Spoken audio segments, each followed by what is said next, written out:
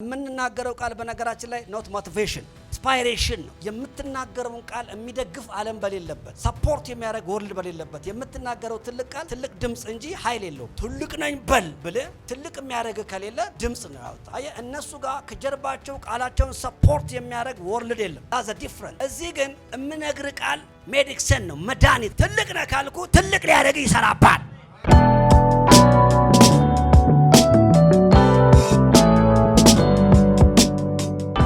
ዛሬ የማገለግለው ሐሳብ የቃል ኪዳን ብልጽግና የሚለው ፕሮስፔሪቲ ኦፍ ኮቨናንት አሜን። ነካርገውና ይቻላል በለው። በነገራችን ላይ አንዳንድ ቃላቶች የእግዚአብሔር መንግስት ምርቶች ናቸው። ፖለቲካ ውስጥ የገቡ ሰዎች ከእግዚአብሔር ቤት ስለወጡ የሰጡ ስያሜ እንጂ ሌላ ሰው መጥቶ ቢሆን ኖር ዲባባ የሚል ምጻረ ቃል ያለው ነበር የሚሰጥ። ነካርገውና በእግዚአብሔር ቤት ውስጥ ከኖርክ በለው ከሞን የተቀመጥክበት ቦታ ሁሉ የምታንጸባርቀው እሱን ነው በለው። እስቲ ይኸውላችሁ ክርስትና ሁለት መገለጥ ነው። የመጀመሪያው ድቅድቅ ጨለማ ወደሚደነቅ ብርሃን ነው ይላል። ወደሚደነቅ ብርሃን ነው ሲል በነገራችን ላይ ይሄ የህይወት አካሄድ ነው። ይሄ ነው ትራንስፖዚሽን ነው። ነካርገውና ከድቅድቅ ጨለማ ወደሚደነቅ ብርሃን ማለት የስፍራ ለውጥ ነው በለው። አየህ ስፍራን የቀየርከው ጨለማ ሲል ይሄ መብራት ሲጠፋ ስለምታየው ድንግዝግዝ ስላለው ነገር ሊያወራ ሳይሆን ስለ ህይወት ስርዓት እየነገረ ነው። ቲንኪንግ እየነገረ ነው። አስተሳሰብ እየነገረ ነው። ፌለሪቲ የነገሰበት፣ ሽንፈት የነገሰበት፣ ፍርሃት የነገሰበት፣ አለማወቅ የነገሰበት፣ አትችልም የሚል ቶት ያለበት ከእግዚአብሔር የሆነውን ማሰማበት የህይወት ስቴት ነበር ማለት ነው። ሮንግ የሆነ ፓኬጅ ያለበት ስፍራ ነበርክ ማለት ነው። ጋስፕል ወደ ህይወት ሲመጣ ፖዚሽንን የቀየረው ራሱ ጨለማ አይደለም፣ ድቅድቅ ነው ብራዘር። በምንም ተአምር እሱ ካልጠራ በስተቀር እሱ ና ካላለ በስተቀር አንተ ፈልገህ የምታገኘው ብርሃን አይደለም የተገለጠው። ኡዳ ሃይቴኬባ ማለት በፍጹም በምክር አታገኘውም፣ በስልጠና አታገኘውም። ደርሼ ነበር እኮ እዚህ ብርሃን ጋር ልትል አትችልም፣ ድቅድቅ ስለሆነ። እኔ አንድ ጊዜ ክፍለ ሀገር እያለን በጎች ከብቶች ምናምን እንጠብቅ ነበር። እግዚአብሔር ስሙ ይባረክ። እና ኮራ የሚባል ዋሻ ውስጥ መሸብን እና ይሄ ዋሻ በጣም ትልቅ ነው፣ ጫካ ስለሆነ ቤቱ ጋር እንደሚገባ ቤቱ ጋር እንደሚወጣ አይታወቅም። እና እንዳጋጣሚ ያጎታችን ልጅ እዚህ ጋር ጠብቁኝ እመጣለሁ ብሎን ሄዶ በሄደበት ለካሱ አደጋ ገጥሞት ረስቶናል። ስለዚህ ድቅድቅ ያለ ጨለማ ስለነበረ ምስራቁም ምዕራቡም ደቡቡም ሰሜኑም ምንም አያስታውቅም። ወዴት መሄድ እንዳለብን አናቅም። መጨረሻ ላይ ግን ፈልገውን ያገኙን። አየህ አንዳንድ ጊዜ እግዚአብሔር በወደቅንበት ጨለማ ውስጥ ለዚህ ነው እናንተ አልመረጣችሁኝም እኔ ግን መረጥኳችሁ፣ እናንተ አልፈልጋችሁኝም እኔ ግን ፈለግኳችሁ። ይሄ እኮ መታደል ነው። ተፈልገ በእግዚአብሔር መገኘት፣ ተፈልገሽ በእግዚአብሔር መገኘት ለዚህ ክብር የታጨ አንተ ብቻ ነህ። ስለዚህ ወደሚደነቅ ራሱ ብርሃኑ ደግሞ ወንደርፉል ላይት ነው። ክራሃዱቮ እኛ የገባንበትን ቦታ በሚገባ አልተረዳንም እንጂ የገባንበት ቦታ የሎቶሪ ቦታ አይደለም ብራዘር። በታሪክ ልታገኘው የምችለው ቦታ አይደለም። ዛሬ አንድ ትልቅ በረከት ለባርካችሁ። እዚህ ምድር ላይ ሰዎች የሚገቡበት 5 ነገር ነው። ከነሱ እጂ ሌላ ሰው እዛ ቦታ ላይ መግባት አይችልም ከተባለ አንዱ አንተ ነህ። ለባርካችሁ አንኤክስፔክትድ የሆነ ያልጠበቃችሁት የህይወት ከፍታ ላይ መግባት ይሆነላችኋል። ሪሲቭ ኢት። ወደሚደነቅ ብርሃን ይላል ወንደርፉል ላይት። ስለዚህ ክርስትና የመጀመሪያው የስፍራ ለውጥ ነው፣ የፖዚሽን ለውጥ ነው። በዲቪሚውን በዲቪዲ ከኢትዮጵያ አሜሪካ የገባ ሰው የፖዚሽን ለውጥ ነው ያደረገው። እዚህ የለም ማለት ነው። ለካርገውና አትፈልገኝ በለው። ድካም ሰፈር፣ ወሬ ሰፈር አትፈልገኝ በለው። ካሞን ቴሊም አትፈልገኝ በለው። ከዛ ሁለተኛው ትራንስፎርሜሽን ነው። የገባህበትን ዓለም ብርሃን መኖር። ለምሳሌ አንዳንድ ሰው ከኢትዮጵያ አሜሪካ ገብቶ ትራንስፖዝ አድርጎ ትራንስፎርም አያደርግ ሄዶ ኢትዮጵያውያን ያሉበት ሰፈር ሄዶ ይቀመጣል። ገብቷል? ካልቸር አይቀይርም፣ ቲንኪንግ አይቀይርም፣ ስፍራ አይቀይርም፣ ምግብ አይቀይር ሰው እንዳለ ታውቃላችሁ? እስቲ ዳጣ ላኩልኝ የወላይታ ዳጣ የአላባውን የሚያቃጥለውን ይላል። እዛ ሄዶ በርበሬ አይለቀውም። አንዳንድ ሰው መንደድም ይፈልጋል። እዚህም ሲነድ ቆይቶ ምን አለ እዛ ማርጋሪታ ሳምፕራቶ ምናምን ነገር ቢበላ አይበላም። አንዳንድ ሰው እስቲ ሚጥሚጣ ላኩልኝ ይላል እኮ እዛ በእንጀራ ሊበላ። እኔ አንዱ እኔ እኮ በእንጀራ ሚጥሚጣ ናፈቀኛል። ይሄ ታውቃለህ አይደል? ስጋው እኮ አይደለም ዋናው ነገር ባህሉ። ውሸቱን እኮ ነው፣ ድህነቱ ነው። አያችሁ፣ አንዳንድ ሰው ስፍራ ለውጧል፣ አስተሳሰብ አልለወጠም። ፍሌክሲብል ሁን፣ አትደርድ፣ ድርድ አትበል። እግዚአብሔር ሊለውጥ ይፈልጋል። ኢየሱስ ጌታ ነው። ነገር ግን ምንድነው መደረድ? የሆነ እንትን ላይ አትቁም በለው፣ ለወጥ በለ፣ ተንቀሳቀስ በለው። ኢየሱስ ጌታ። ስለዚህ ፍሌክሲብል የሆኑ ሰዎችን እግዚአብሔር ይፈልጋቸዋል። ለዚህ ነው እንደ ህፃናት ሆኖ አይደለም የተባለው አንድ ምክንያቱም ኢየሱስ ጨውንም ምሳሌ አድርጎ ተጠቅሟል አይደለም? እርሾንም ምሳሌ አድርጎ ተጠቅሟል፣ ህፃናትንም ተጠቅሟል እንጂ ህፃኑ አልተባለም። እንደ ህፃናት የሚገርም ነገር አላቸው ማለት ነው። የመማር ልብ አላቸው፣ የመለወጥ ልብ አላቸው፣ የመሞከር ልብ አላቸው፣ የመጠየቅ ልብ አላቸው። ኢንጆይ ያደርጋሉ። ኪስ ስላለው ብር አይደለም፣ ስለሚፈልጉት ጉዳይ ነው የሚጠይቁ። የምንናገረው ቃል በነገራችን ላይ ኖት ሞቲቬሽን አይደለም፣ ኢንስፓይሬሽን ነው። አነቃቂ ቃል የለም ቤተ ክርስቲያን ውስጥ። አንዳንድ ሰው ቤተ ክርስቲያን የማነቃቂያ ቦታ ሆነ ይችላል። እንዴ ከሆነም ያዋጣል።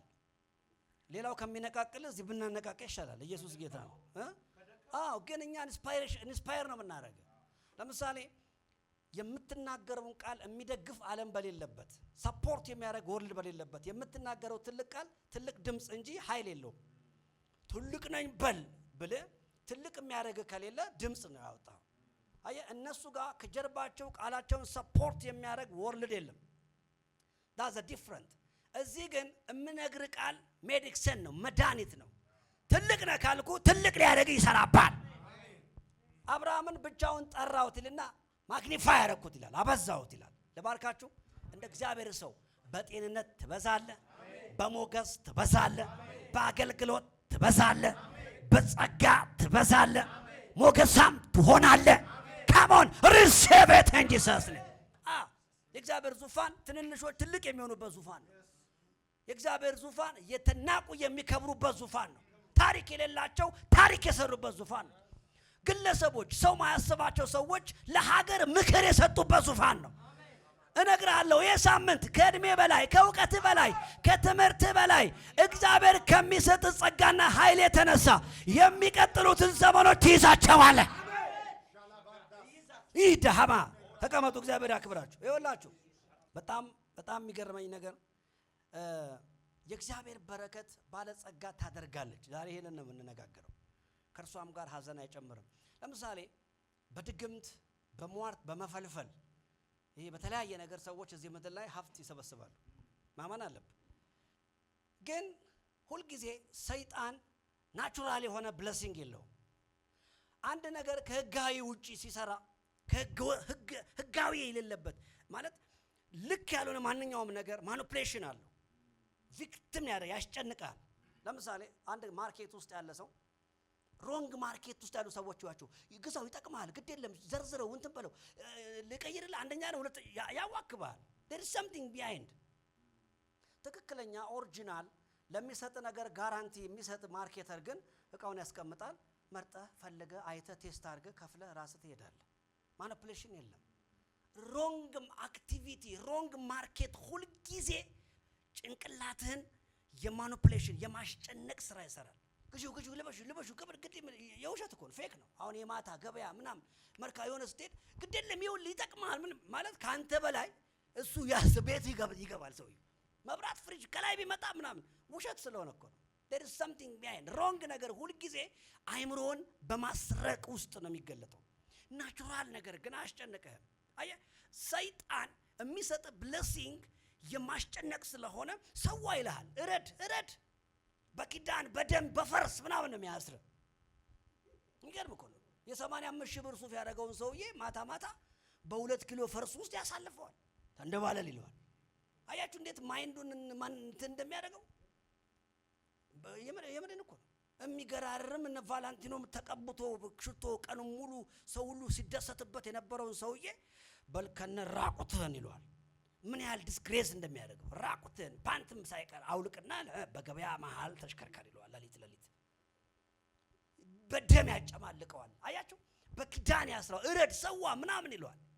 ስለዚህ ሰይጣን የሚሰጥ ማንኛውም ነገር ካንተ ጋር እንደማይቆይ እርግጠኛ ስለሆነ ማይንድን ማኒፑሌት በማድረግ ነው በረከቱን እንደሚጻና የሚያደርግ። ልጅ ረድ ይልሃል፣ መስዋዕት አቅርብ ይልሃል፣ ደም አምጣ፣ በግ አምጣ፣ ፍየል አምጣ ይልሃል። እኛ ምንቀናበት፣ እኛ ምንጓጓበት ያ ሀብት በክፉ ኪዳን የተሰበሰበ ነው። በጨለማ ማይንድ የተሰበሰበ ነው። ለባርነት በተሰጠ ማይንድ የተሰበሰበ ነው። የእግዚአብሔር በረከት ግን ባለጸጋ ታደርጋለች ሲል አዳሃኖቬ እኛ የደረስንበትን ብቻ ከሚቀረን ጋር እያወዳደርን እግዚአብሔር ህይወታችን ላይ ምንም እንዳላደረገ ይሰማናል እንጂ የመጣንበትን እስቲ እናስብ። እግዚአብሔር ባንቺ ህይወት ከመጣ ሰዓት ጀምሮ እግዚአብሔር ህይወትሽን፣ ፋይናንስሽን፣ ዘላለምሽን ከያዘበት ሰዓት ጀምሮ ያለ ያንቺ ህይወት እንዳለ ነው ወይ? ለውጥ የለውም? ለውጥ አለው። አልተባረክም ወይ? ግን ኮምፒቲሽን ውስጥ ይከታል ጥላት። ነካ አድርገውና ማመስገን ከፈለክ ምስጋና ነገ ውስጥ የለም፣ ዛሬ ውስጥ የለም፣ ትላንት ውስጥ ነው ብለው። ምስጋና ትላንት ውስጥ ነው።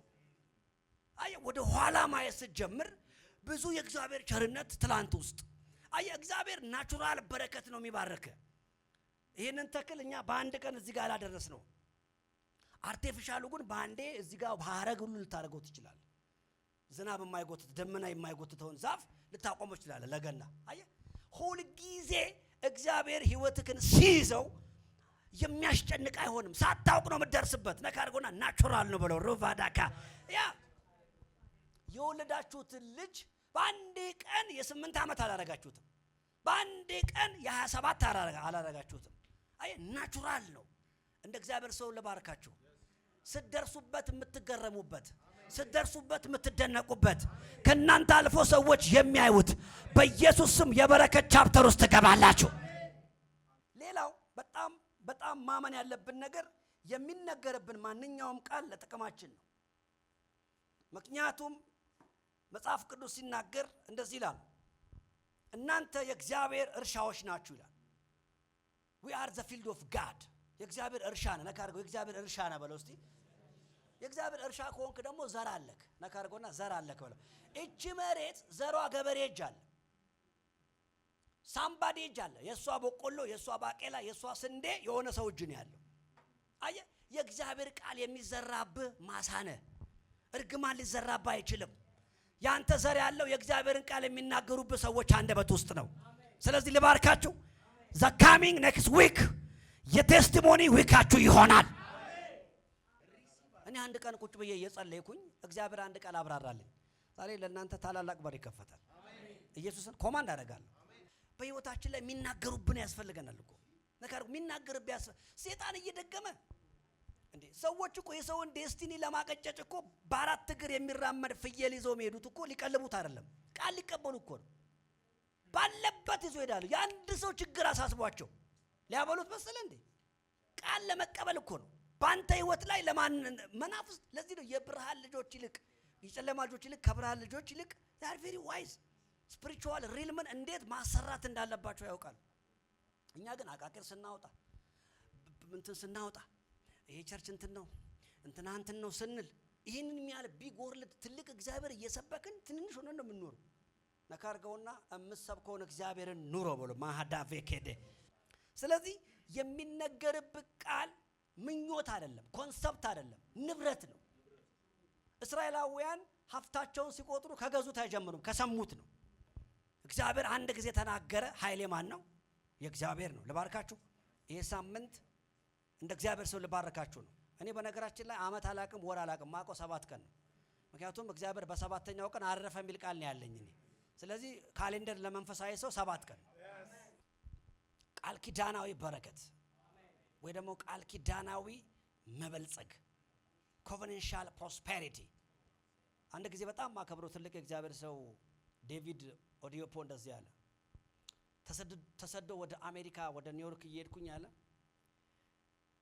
ጌት ሆም ባክ አለኝ አለ ሆሊ ስፒሪት ተመለስ ወደ ቤት አለኝ አለ ሜክ ማይ ፒፕል ቱ ቢ ሪች ህዝቤን ሀብታም አድርግ አለኝ አለ።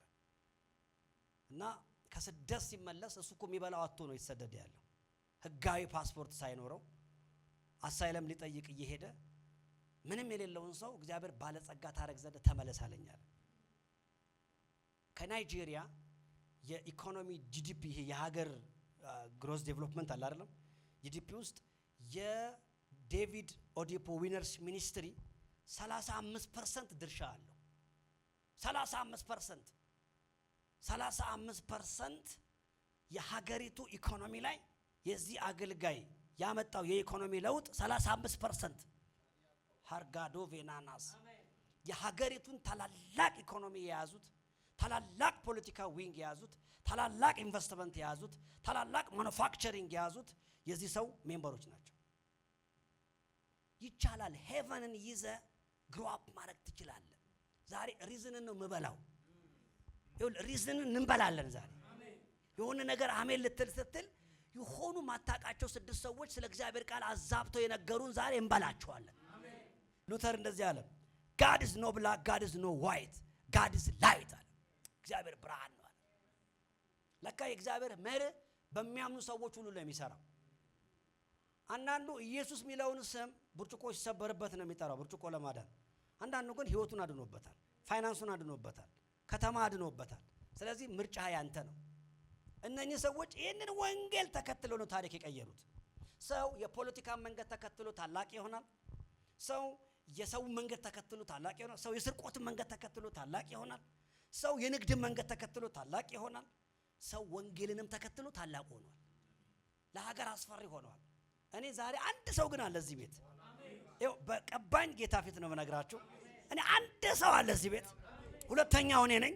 እግዚአብሔር ምስክሬ ነው። በሚቀጥሉት አመታቶች ውስጥ ታሪክ አይረሳቸውም።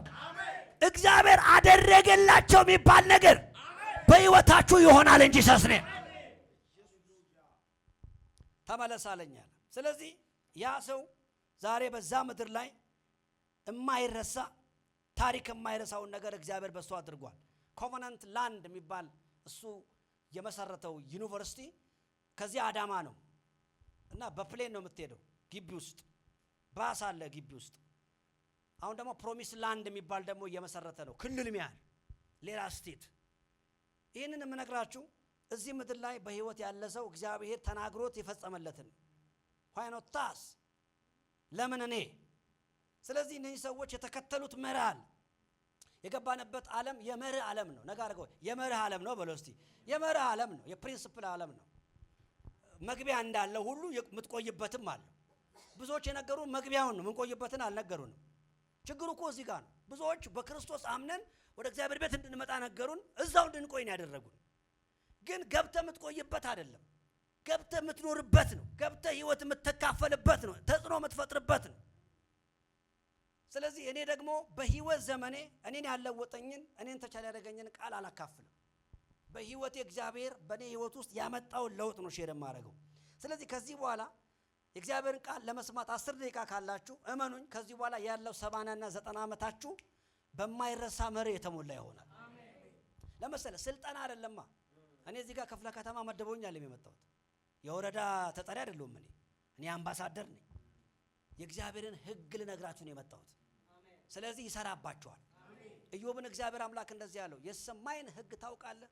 Do you know about the principle of heaven? ከዛስ እንዴት እንደሚሰለጥንስ ልታውቅ ትችላለህ? ህጉን አወቅ፣ ስርዓቱን አወቅ።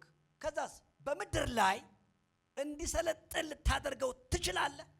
ብዙዎች የሰማይን ስርዓት ነግረውናል፣ የሚሰለጥንበትን መንገድ አልነገሩንም። የእግዚአብሔርን ማዳን፣ የእግዚአብሔርን ታላቅነት፣ የፈውስን ኃይል፣ የብርታቱን ኃይል ማዳን እንደሚችል ትልልቅ ነገር ነግረውናል። ያ ትልቅነት በእኔ ትንሹ ውስጥ ግን እንዴት እንደሚሰራ አልነገሩኝም። ስለ ፈውስ ሳስብ ዋናው ፈውስ አይደለም ይለኛል። ስለ መባረክ ሳስብ በረከት ምን ያደርጋል ይለኛል። ሁሉን ነገር በሃይማኖት ምንጽር ትልቁን እግዚአብሔር እንድረዳ ያደረጉኝ ህይወቴን እንዲያንስ አድርገዋል። ዛሬ ግን የሃይማኖትን ጭምብል በናዝሬቱ በኢየሱስ ስም ከእግዚአብሔር ቃል ኃይል ጋር ሆኜ እመታለሁ። የተመታ ይሆናል። ለባርካችሁ ያመንሽው ጌታ ይሆንልሻል። አሜን። እስቲ አንድ ጥያቄ ልጠይቃችሁ፣ ቀላል ጥያቄ። እስቲ የእግዚአብሔርን ደግነት የእግዚአብሔርን ቸርነት በህይወታችሁ ያያችሁ? ረድቶኝ አይቻለሁ፣ አሻግሮኝ አይቻለሁ። እግዚአብሔር ህይወቴ ላይ ባይኖርበት ባይጨመርበት ህይወቴ ላይ እግዚአብሔር ጆይን ባያደርግ እዚህ ጋር መድረስ ለኔ ከባድ ነው። ስለዚህ ከኔ አቅም ውጪ ህይወቴን እየመራ ያለ አንድ አምላክ እንዳለ፣ አንድ ኃይል እንዳለ ይገባኛል። እሱም ከእግዚአብሔር ውጪ ሌላ አይደለም። እውቅና የምሰጠው እሱ ብቻ ነው የምትሉ ሰዎች እስቲ አልዋሻችሁም? ግድ የለም ፈርታችሁ ነው። ትክክል ናችሁ። አለቀ። እሱ ነው ዛሬ የምነግራችሁ። አንተ ትል ያዕቆብ ትል ይለዋል እግዚአብሔር። ከዛስ በአንተ ተራራ እገፋለሁ አለ። ትል ብቻውን ከሆነ በእግር የምትረግጠው አነስተኛ ስጋ ለበስ ፍጥረት ነው። ትልን እግዚአብሔር ከያዘው ግን ተራራ ይደበልላል። ምንም ብቃት ላይኖረው ይችላል። የትምህርት ዕውቀት፣ የቢዝነስ ዕውቀት፣ የፋይናንስ ዕውቀት፣ የስልጠና ዕውቀት በዚህ ምድር ላይ ምንም ነገር ማምጣት የማይችል ሊሆን ይችላል። እግዚአብሔር ብቻ ጆይን ያድርግበት። ለዚህ እኮ ነው ያልተማሩ አሳ አጥማጅ ናቸው የተባሉ ሰዎች ግን ታላላቅ ዩኒቨርሲቲዎች ዲናይ ማድረግ የማይችሉትን ፊሎሶፊ አስቀምጠው አልፈዋል። በሊደርሺፕ በለው በህይወት በለው አየ እግዚአብሔር ጆይን ያድርገው እንጂ አንተ ላይፍ በምንም ታምር ተራተው ነው። ለባርካችሁ ይሄ ሳምንት የሰርፕራይዝ ሳምንት ነው። እግዚአብሔር ምስክሬ ነው። if I'm anointed ጸልዬ ተቀብቼ ከመጣው ስለ እናንተ ህግ ይቀየራል። አሃደ ከና ኢየሱስ ምስክሬ ስለ አንቺ የመንግስታት ህግ ይቀየራል። ጌታ ምስክሬ ነው የምነግርህ። እኔን እግዚአብሔር ዛሬ እዚህ ቦታ ላይ ቃሌን አስተምር ብሎ ነግሮኝ ከሆነ ስለ እናንተ የፋይናንስ ፖሊሲ ይቀየራል። ስለ እናንተ የቤተሰቦቻችሁ ልብ ተበታትኖ ከሆነ ስለ አንቺ አንድ ይሆናል። ኢየሱስ ምስክሬ። ተቀመጡ። እግዚአብሔር አክብራችሁ። እንዴ ይሄ ቃል ሀገር የመሩ ሰዎች ያሉበት እኮ ነው ብራዘር። እስራኤል የምትባለውን ሀገር መነሻዋንም መድረሻዋንም የነገረን እኮ ይሄ ነው። ምናልባት በዓለም ደረጃ ስለ እስራኤል ተናገር ቢባል የ60 ዓመት የ40 ዓመት ታሪክ ይነግራል። ስለ 3000 ዓመት የነገረን እኮ ይሄ ነው። አብርሃምን ጠራውት ስሙን ሲቀይርለት የነገረን እኮ ይሄ ነው። ስለዚህ ይሄንን ሰምተህ ትንሽ መሆን እንድትችላለህ ዛሬ ትንሽ ማለት ነው መነግራችሁ። እኔ የገባችኝን ትልልቅ ሰዎችን ትልቅ ያደረጋቸው ቅልጥፍናቸው አይደለም። ብዙ መናገር የሚችሉ ሰዎች አሉ። እድል የሚሰጥ መንገድ የሚሰጥ እግዚአብሔር ነው። መሪው ግን ለሁሉም ይሰራል። እኔ በጣም በክርስትና እንድኮራ በአገልግሎት እንድኮራ የሚያደርገኝ ሁሉ የተስማማበት ዓለም ውስጥ ስላሉ አይደለም፣ የግል ስለሆነ ነው። አገልጋይ ሲያደርገኝ ላረገው ፈልጌ ነበር እስቲ አምባሳደርን። ይሄ ህይወት የግል ህይወቴ ነው። እግዚአብሔርንም ሳገለግል በግል እንደጠራኝ አውቄ ነው። እናንተን ያመጣልኝ ይሄ ጥሬ ነው። አሜን አትሉም ወይ? ስለዚህ ልባርካችሁ። ሰው ቤተሰብ እስኪነጋገር እኔ ምንድነው እዚህ ቤት ዛሬ ዌልዝ እየተንቀሳቀሰ ነው። ዌልዝ ዛሬ ትራንስፈር ያደርጋል። በኢየሱስ ስም ዛሬ ዌልዝ እዚህ ቤት ይንቀሳቀሳል።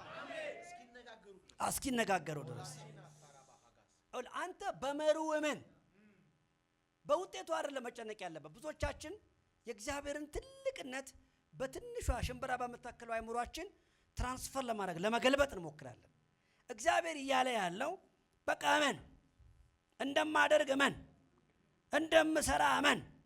ደስ አይልም? ከዛስ don't worry about result። ንፋስ ከየት ወዴት እንደሚመጣ እንደማታውቅ በመንፈስ የሚመራ ሰው እንደዛ ነው አለ።